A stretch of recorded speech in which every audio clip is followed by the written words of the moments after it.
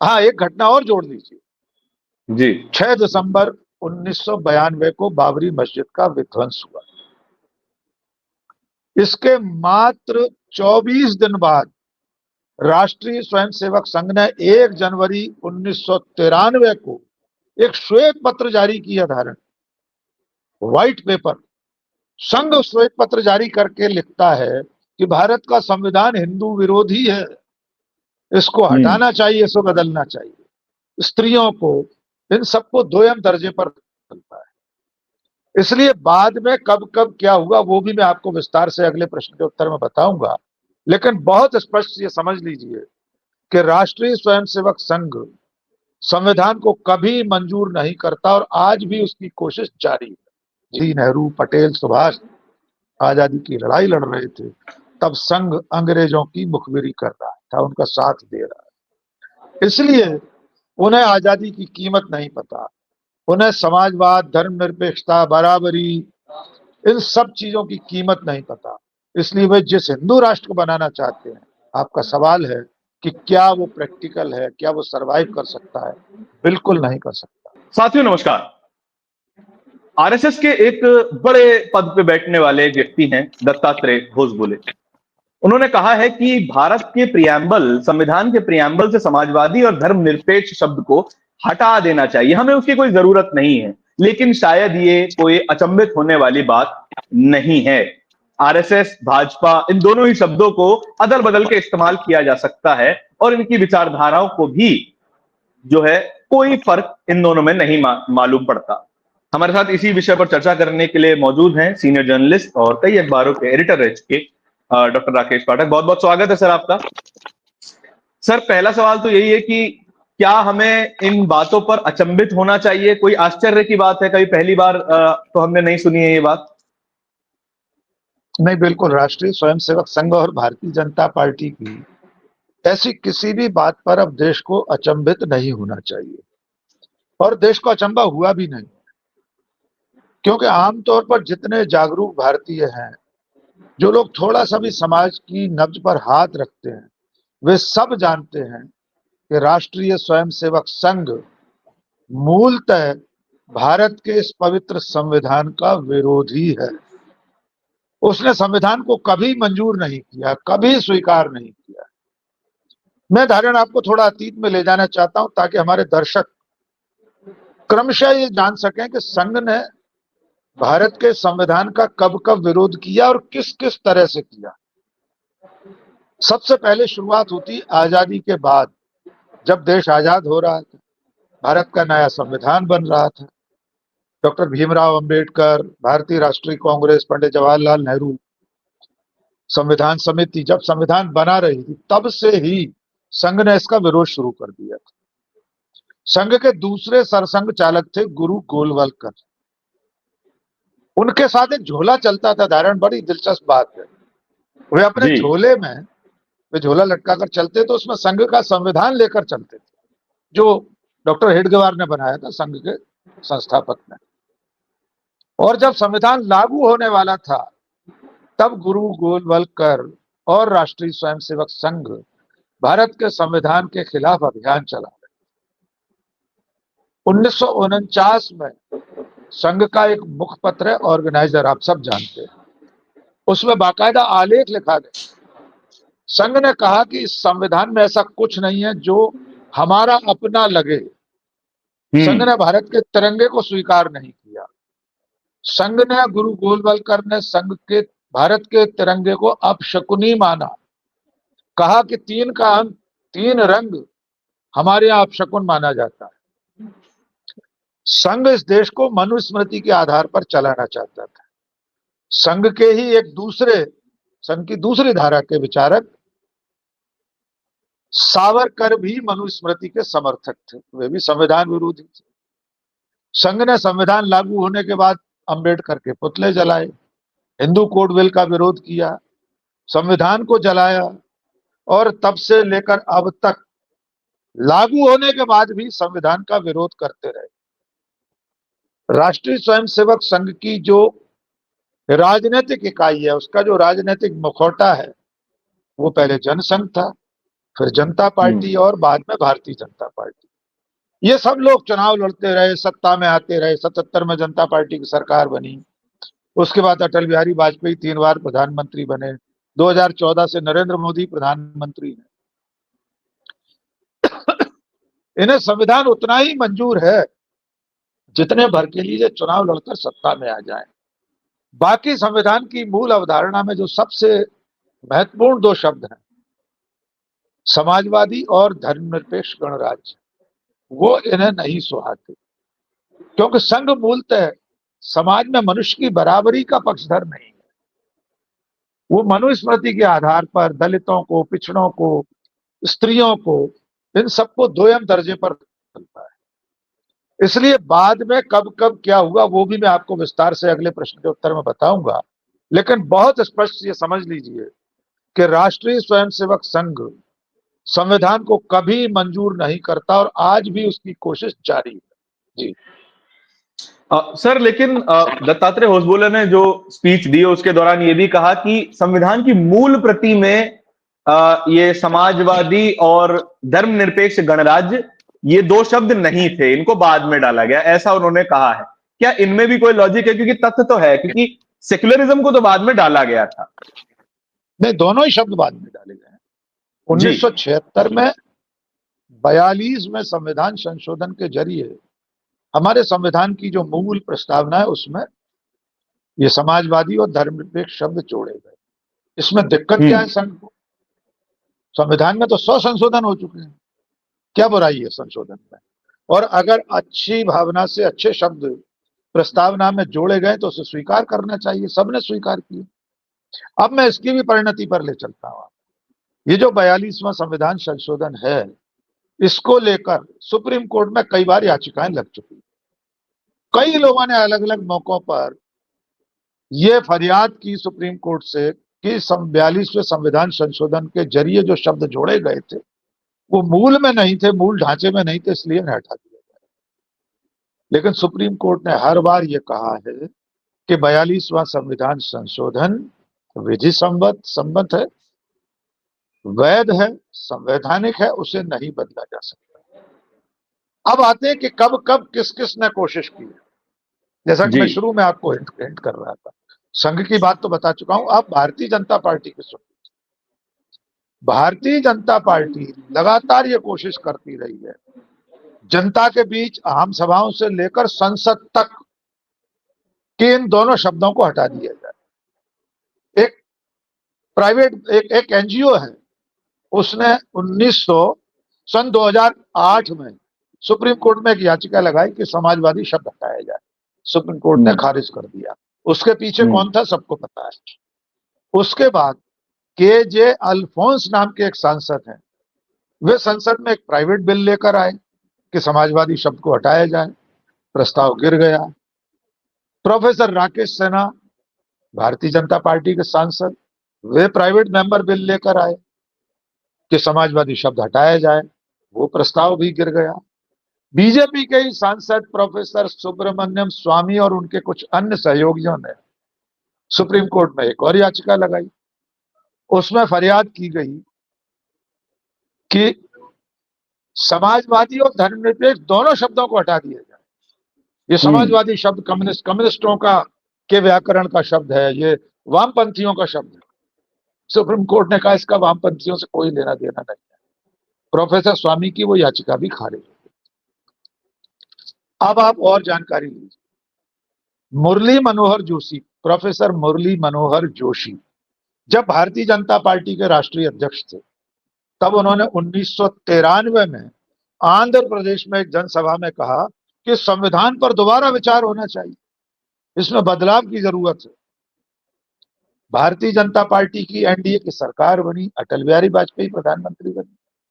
अटल बिहारी वाजपेयी ने संविधान समीक्षा समिति गठित कर दी कि संविधान पर विचार किया जाए, इसकी समीक्षा की जाए कि क्या अब इसकी जरूरत है, इसमें से क्या क्या बदलाव किए जा सकते हैं। यद्यपि उस कमेटी की रिपोर्ट का कुछ नहीं हुआ। अब आए, हाँ, एक घटना और जोड़ दीजिए जी 6 दिसंबर 1992 को बाबरी मस्जिद का विध्वंस हुआ। इसके मात्र 24 दिन बाद राष्ट्रीय स्वयंसेवक संघ ने 1 जनवरी 1993 को एक श्वेत पत्र जारी किया, धारण व्हाइट पेपर। संघ श्वेत पत्र जारी करके लिखता है कि भारत का संविधान हिंदू विरोधी है, इसको हटाना चाहिए, इसको बदलना चाहिए। तो भारतीय जनता पार्टी किस स्तर पर संविधान के खिलाफ काम करती रही। और एक बात, 2014 में एनडीए की सरकार और नरेंद्र मोदी के प्रधानमंत्री बनने के बाद भी यह अभियान नहीं रुका। प्रधानमंत्री की आर्थिक सलाहकार परिषद के सदस्य थे, अब वे इस दुनिया में नहीं है। उन्होंने एक अंग्रेजी अखबार में बहुत बड़ा आलेख लिखा, उसमें दुनिया भर के तमाम संविधानों की समीक्षा की, लेकिन उसका लुब्बो-लुभाव ये था कि भारत का संविधान अब बासी हो गया है, पुराना हो गया है, इसकी जरूरत नहीं है, इसको बदल देना चाहिए। जब बहुत बवाल हुआ तो उन्होंने फिर इसका खंडन मंडन कर दिया कि उनकी मूल भावना ये नहीं थी।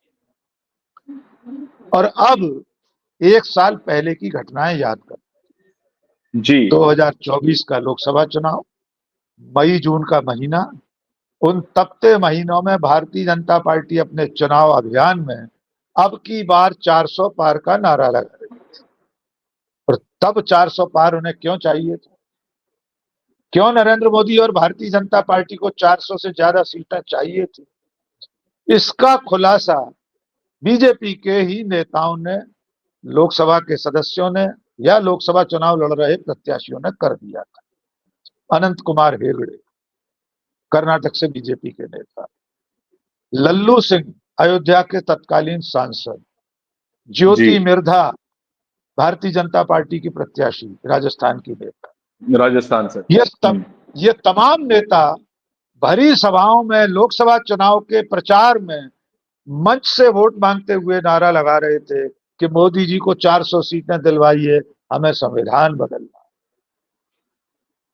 गनीमत है राहुल गांधी और इंडिया गठबंधन की मेहनत की कि राहुल गांधी वो छोटी सी लाल किताबिया लेकर जब चुनाव मैदान में उतरे, संविधान की छोटी सी पॉकेट बुक एडिशन लेकर, कोट पॉकेट बुक, तब जनता को लगा कि सचमुच में बीजेपी संविधान बदलना चाहती है। और उसकी राह में संविधान ही सबसे बड़ा रोड़ा है। बीजेपी के उस सपने की राह में जिसके लिए वो 100 साल से लगातार, वो और उसका वैचारिक परिवार, 100 साल बीजेपी को नहीं हुए, आरएसएस को हो गए, उसके पितृ संगठन को ये 100वां साल चल रहा। वो सपना है इस देश को हिंदू राष्ट्र बनाने का, और हिंदू राष्ट्र की राह का सबसे बड़ा रोड़ा है भारत का संविधान। वो मोटी सी किताब जो इस देश के सब लोगों को बराबरी का दर्जा देती है, धर्म, जाति, भाषा, संप्रदाय, क्षेत्र, रंग, रूप, लिंग, किसी भी आधार पर भेदभाव नहीं करती, वो किताब संविधान है। इसलिए जनता चेत गई और बीजेपी को 240 पर समेट। लेकिन संघ और बीजेपी ने अपने उस सपने को ठंडे बस्ते में नहीं डाला है। दत्तात्रेय होसबोले का ये बयान इस बात की याद दिला रहा। अब इस देश के लोगों को सोचना है कि संघ और बीजेपी संविधान को बदल कर करना क्या चाहते हैं। वे जब संविधान बदलेंगे तो आरक्षण भी खत्म करेंगे, जिसने इस देश में करोड़ों लोगों को हजारों साल की दास्ता से मुक्ति के बाद बराबरी का दर्जा दिया है, उन्हें आगे आने का अवसर दिया आरक्षण के जरिए। वे धर्मनिरपेक्षता इसलिए हटाना चाहते हैं कि वे हिंदुओं के अलावा बाकी सभी धर्मों को दोयम दर्जे पर पहुंचाना चाहते हैं। दूसरे धर्मों को मानने वाले लोगों को भारतीय नहीं मानना चाहते। इसलिए दत्तात्रेय होसबोले का बयान चौंकाता नहीं है, चिंता में डालता है भारत। सर, लेकिन जो आप कह रहे हैं कि 100 सालों से एक पैतृक संगठन, भाजपा का पैतृक संगठन, इस बात पे लगा हुआ है कि हिंदू जो है वो हिंदू आइडियोलॉजी बेस्ड एक राष्ट्र बनाना चाहती है, हिंदू राष्ट्र बनाना चाहती है। लेकिन क्या हिंदू राष्ट्र का ये कॉन्सेप्ट कहीं से भी प्रैक्टिकल है कि क्या हम संवैधानिक होते हुए, लोकतांत्रिक होते हुए एक धर्म का राष्ट्र बन सकते हैं क्या, या फिर बनने के बाद सरवाइव कर सकते हैं क्या? बिल्कुल नहीं कर सकते। और इसके लिए सबसे बेहतर बात कही थी सरदार वल्लभ भाई पटेल ने, जिनका नाम आजकल बीजेपी बहुत जपती है, आरएसएस के लोग जपते हैं। उन्होंने कहा था हिंदू राष्ट्र का सपना एक पागलपन है। जी। ये सरदार पटेल के शब्द हैं, इससे बेहतर समीक्षा कोई नहीं कर सकता। महात्मा गांधी, पंडित जवाहरलाल नेहरू, मौलाना आजाद, इतने सारे लोग जिन लोगों ने आजादी की लड़ाई लड़ी, चंद्रशेखर आजाद, सरदार भगत सिंह, नेताजी सुभाष चंद्र बोस, राम प्रसाद बिस्मिल, लंबी फहरिस्त है। गांधीवादी रास्ते और क्रांतिकारी रास्ते से आजादी की लड़ाई लड़ने वाले। चूंकि आरएसएस का, उसके पुरखों का भारत की आजादी में कोई योगदान नहीं। जब भारतीय राष्ट्रीय कांग्रेस, गांधी, नेहरू, पटेल, सुभाष आजादी की लड़ाई लड़ रहे थे, तब संघ अंग्रेजों की मुखबिरी कर रहा था, उनका साथ दे रहा है। इसलिए उन्हें आजादी की कीमत नहीं पता। उन्हें समाजवाद, धर्मनिरपेक्षता, बराबरी, इन सब चीजों की कीमत नहीं पता। इसलिए वे जिस हिंदू राष्ट्र को बनाना चाहते हैं, आपका सवाल है कि क्या वो प्रैक्टिकल है, क्या वो सरवाइव कर सकता है? बिल्कुल नहीं कर सकता। जिस देश में 20-22 करोड़ से ज्यादा मुसलमान हो, 2% से ज्यादा ईसाई हो, तमाम और दूसरे धर्मों को मानने वाले लोग हो, वहां किसी एक धर्म का राष्ट्र राज्य बनाना आत्मघाती कदम होगा। हिंदू राष्ट्र एक पागलपन के सिवा कुछ नहीं। और इस आधुनिक दुनिया में एक लोकतांत्रिक राष्ट्र राज्य जो 70-75 साल आजादी के बाद तरक्की करते करते यहां तक पहुंचा है, उसका तालिबानीकरण हो जाएगा। अगर हिंदू राष्ट्र बना तो ये देश एक तरह का हिंदू तालिबान देश होगा, जो किसी भी सूरत में किसी भी जागरूक हिंदुस्तानी को मंजूर नहीं होना चाहिए। जी सर, जो आरएसएस, बीजेपी और उस समय की हिंदू महासभा का जो आर्गुमेंट था कि अगर हम एक इस्लामिक पाकिस्तान बनने दे सकते हैं, या फिर हमारे नेता उसको एक आखिरी सोल्यूशन, जैसे कि सरदार पटेल ने भी कहा था कि बाजू कट रही थी, हमने उंगली कटवा के काम चला दिया, क्योंकि आखिरी सोल्यूशन वही था भारत की आजादी का। क्या एक इस्लामिक पाकिस्तान बन सकता है तो कि हिंदू भारत नहीं हो सकता क्या? ये बिल्कुल नहीं हो सकता। आर्ग्यूमेंट देते हैं। बिल्कुल किसी भी सूरत में नहीं हो सकता, क्योंकि जब पाकिस्तान बन रहा था तब भी इस देश में करोड़ों मुसलमानों ने हिंदुस्तान में रहना मंजूर किया। तमाम दूसरे धर्मों के लोग भी यहाँ रहते हैं। इसलिए ये तर्क आरएसएस का तर्क है, लेकिन वे ये भूल जाते हैं कि ये द्विराष्ट्र का सिद्धांत जिन्ना से भी पहले खुद विनायक दामोदर सावरकर ने ही प्रतिपादित किया था। जिन्ना से पहले सावरकर अपने भाषणों में, अपने लेख में, अपनी किताब हिंदुत्व में द्विराष्ट्र सिद्धांत को प्रतिपादित कर चुके थे।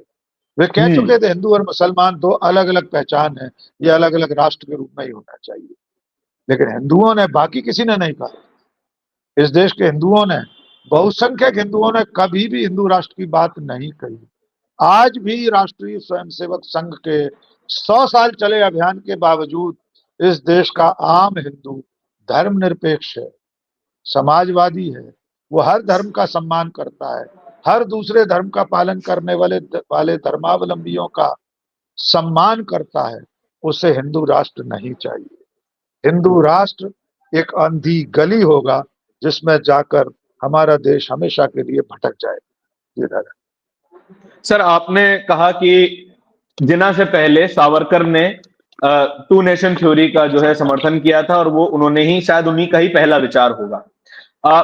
सावरकर ही, काला पानी की सजा होने से पहले सावरकर ही 1857 को फर्स्ट वॉर ऑफ इंडिपेंडेंस लिखते हैं। वो किताब पब्लिश होती है, और सावरकर ही वही है काला पानी से बाहर आने के बाद वही हिंदुत्व लिखते हैं, वही टू नेशन थ्योरी और न जाने मुस्लिम महिलाओं के बारे में क्या क्या घटिया बातें लिखते हैं। ये दोनों तरह के बदलाव एक जेल यात्रा से कैसे आ जाते हैं कि एक व्यक्ति फर्स्ट वॉर ऑफ इंडिपेंडेंस और अंग्रेजों के खिलाफ जंग की बात करता है, और वही व्यक्ति कहता है नहीं नहीं, अंग्रेजों जंग करने की जरूरत नहीं है, हमें तो एक धर्म का राज्य चाहिए। कैसे बदलाव आ जाता है अचानक? देखिए, बहुत सारे लोग दुनिया में ऐसे होते हैं जिनके जीवन को दो हिस्सों में बांटकर देखना चाहिए। वैसे हर व्यक्ति के जीवन, एक उसका पूर्वार्ध, एक उसका उत्तरार्ध। जी। सावरकर काला पानी से पहले सचमुच में बहुत अच्छा काम कर रहे थे, क्रांतिकारी थे। लेकिन इसमें एक संशोधन है। सावरकर पहले व्यक्ति नहीं है जिन्होंने 1857 की क्रांति को भारत का पहला स्वाधीनता संग्राम लिखा है। पहले जी व्यक्ति का नाम है कार्ल मार्क्स। कार्ल मार्क्स उस समय लंदन में रहते थे। भारत सरकार के वहां जो ब्रिटिश सरकार के साथ जो पत्राचार होते थे उनका वे अध्ययन करते थे। उसके आधार पर वे लेख लिखा करते थे। वे अंग्रेजी के अमेरिका के एक अखबार के लिए लिखते थे। कार्ल मार्क्स पहले व्यक्ति थे जिन्होंने 1857 की क्रांति को भारत का पहला स्वाधीनता संग्राम का धारण। मेरी किताब आई अभी 2 साल पहले, 1857 और सिंधिया और जी 1857। उसमें मैंने इसका पूरा खुलासा किया है कि सावरकर पहले व्यक्ति नहीं। यद्यपि वो किताब बहुत महत्वपूर्ण दस्तावेज है, उन्होंने बहुत अच्छी किताब लिखी है। और जब वे तब वो किताब लिख रहे थे तब वे बहादुर शाह जफर की तारीफ करते थे। लेकिन जैसे ही काला पानी गए, वहां की यातनाओं से वे टूट गए। जितनी भी यातनाएं मिली हों वो भी यद्यपि बढ़ा चढ़ा कर दी गई, लिखी गई। काला पानी में तो 80,000 लोग गए थे, किसी ने माफी नहीं मांगी। एक भी व्यक्ति माफी मांगकर बाहर नहीं आया। न जाने कितने लोग वहां शहीद हो गए, लेकिन सावरकर माफी मांगकर बाहर आ गए। जेल जाने के उत्पीड़न तो बहुत बात की बात है। काला पानी पहुंचने के मात्र 2-3 महीने के भीतर उन्होंने पहला माफीनामा लिख दिया था, 45 दिन में। और लौट के आने के बाद वे आजादी की लड़ाई में शामिल नहीं रहे। तो बहुत दिन जिंदा रहे। उसके बाद काला पानी से आकर रत्नागिरी में रहे। एक कंकड़ फेंक कर नहीं मारा अंग्रेजों पर, जी एक आंदोलन नहीं किया ब्रिटिश हुकूमत के खिलाफ। आजादी के बाद कई साल जीवित रहे सावरकर। इसलिए जो असली सावरकर हैं वे काला पानी के बाद वाले हैं, उसी रूप में उन्हें मानिए। काला पानी से आने के बाद वे अपनी हिंदू महासभा को अंग्रेजों की सेवा में लगा देते हैं। उनकी हिंदू महासभा बंगाल की सरकार में, नॉर्थ वेस्ट फ्रंटियर प्रोविंस की सरकार में जिन्ना की मुस्लिम लीग के साथ शामिल होती। श्यामा प्रसाद मुखर्जी 1942 के भारत छोड़ो आंदोलन का दमन कैसे किया जाए इसके उपाय बताते हैं बंगाल के गवर्नर को चिट्ठी लिखकर। सावरकर अपने कानपुर अधिवेशन में भाषण देते हैं कि भारत छोड़ो आंदोलन के चलते भारतीय राष्ट्रीय कांग्रेस प्रतिबंधित हो गई है। इस पर अंग्रेजों ने बैन लगा दिया है। मैदान खाली है, आओ इस मैदान को भर लें। अपने कार्यकर्ताओं से कानपुर में कह रहे हैं कि हिंदू महासभा के लिए स्वर्णिम अवसर है। इस मौके पर पार्टी का विस्तार करके अंग्रेजों की सेवा करते हैं, चलिए। जब कांग्रेस भारत छोड़ो आंदोलन चला रही थी तब सावरकर सैन्य परिषदें बनाकर हिंदू युवकों की भर्ती करा रहे थे अंग्रेजों की सेना में। तो इस सावरकर को याद किया जाए कि काला पानी से पहले वाले। इसलिए मेरा मानना यह है कि विनायक दामोदर सावरकर हो या राष्ट्रीय स्वयंसेवक संघ के बाकी लोग, ये सारे लोग आजादी की लड़ाई में कहीं शामिल नहीं थे, बल्कि अंग्रेजों का साथ रहे थे। इसी की वजह से इनके पास अपना कोई नायक महानायक नहीं है। इसलिए या तो ये गांधी की चरित्र हत्या करते हैं या सुभाष चंद्र बोस या पटेल जैसे लोगों पर अपना ठप्पा लगाने की कोशिश करते हैं। पर ये भूल जाते हैं कि चाहे सरदार पटेल हो या नेताजी सुभाष चंद्र बोस, ये दोनों लोग संघ की मूल विचारधारा के कट्टर विरोधी थे। वे फांसीवादी इस विचारधारा के दुश्मन थे। इसलिए ये लाख टैगिंग करें, पटेल और सुभाष पर इनका ठप्पा कभी नहीं लग सकता। जी देखिए, संविधान को पवित्र आज के समय में लोकतांत्रिक पवित्रता इसलिए दी जाती है क्योंकि वो हर तरह के व्यक्ति के साथ न्याय कर सकता है। गीता किसी हिंदू व्यक्ति के साथ न्याय नहीं कर सकती, कुरान किसी मुस्लिम व्यक्ति के साथ न्याय नहीं कर सकती, पर संविधान हर तरह की जाति, हर तरह के धर्म और हर तरीके के किसी भी ग्रुप के साथ न्याय कर सकता है। इसीलिए हमें संविधान की हमेशा जरूरत रहेगी। पूरे विश्व में हमारी इज्जत इसीलिए है क्योंकि हम सबसे स्टेबल डेमोक्रेसी हैं, सबसे स्टेबल, सबसे बड़े संविधान वाले देश हैं। बहुत बहुत स्वागत है सर, बहुत बहुत धन्यवाद है आपका इस चर्चा में शामिल होने के लिए। और इसी तरह के वीडियोस देखते रहने के लिए, इसी तरह की ज्ञानवर्धक वीडियोस देखते रहने के लिए हमारे चैनल को सब्सक्राइब कीजिए। बहुत बहुत धन्यवाद।